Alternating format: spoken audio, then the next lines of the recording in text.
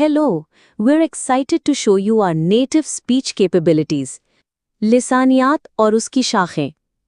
लिसानियात की तारीफ। लिसानियात इंसानी ज़ुबान का साइंसी और मुनज़्ज़म मुताला है। ये उन उसूलों, नमूनों और ज़वाबित का जायज़ा लेता है जो ज़ुबान को मुनज़्ज़म करते हैं। रवायती क़वाइद के बरक्स लिसानियात वज़ाहती है, हुक्म देने वाली नहीं। इसका मतलब है कि माहिरीन लिसानियात ये मुतालिया करते हैं कि लोग हकीकत में ज़ुबान को कैसे इस्तेमाल करते हैं, न कि उन्हें कैसे इस्तेमाल करना चाहिए।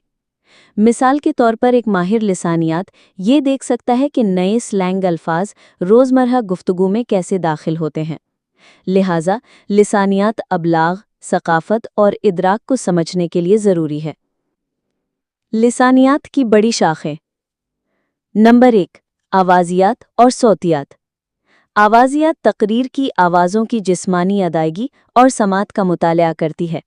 ये ऐसे सवालात उठाती है जैसे इंसान मुसव्वते और सामित कैसे अदा करते हैं। सौतियात दूसरी तरफ ये मुतालिया करती है कि आवाज़ें किसी ख़ास ज़ुबान में कैसे मुनज़्ज़म की जाती हैं। मिसाल के तौर पर अंग्रेज़ी लफ्ज़ कैट में 3 वाज़े आवाज़ें हैं, क, ए, ट, लेकिन किसी और ज़ुबान में ये आवाज़ें मौजूद नहीं होती या मुख्तलिफ तरीके से काम करती हैं। नंबर 2, सर्फियात।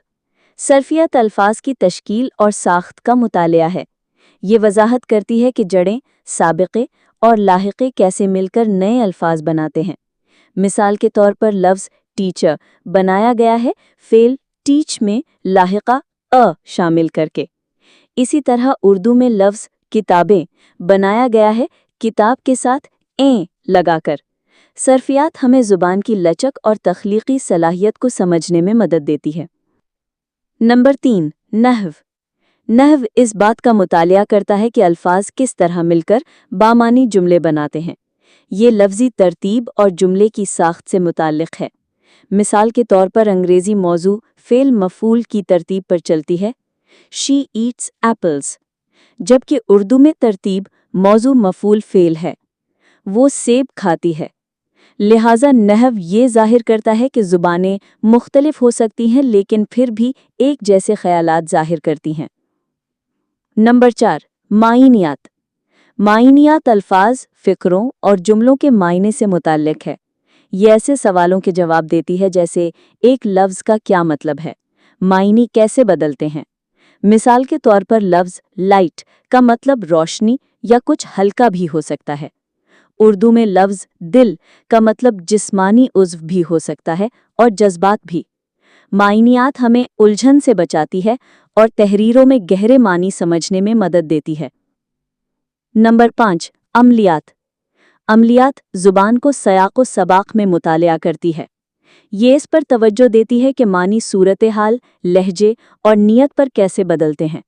मिसाल के तौर पर अगर कोई कहे can you pass the salt, तो वो सलाहियत के बारे में नहीं पूछ रहा बल्कि मुअद्दबाना दरख्वास्त कर रहा है।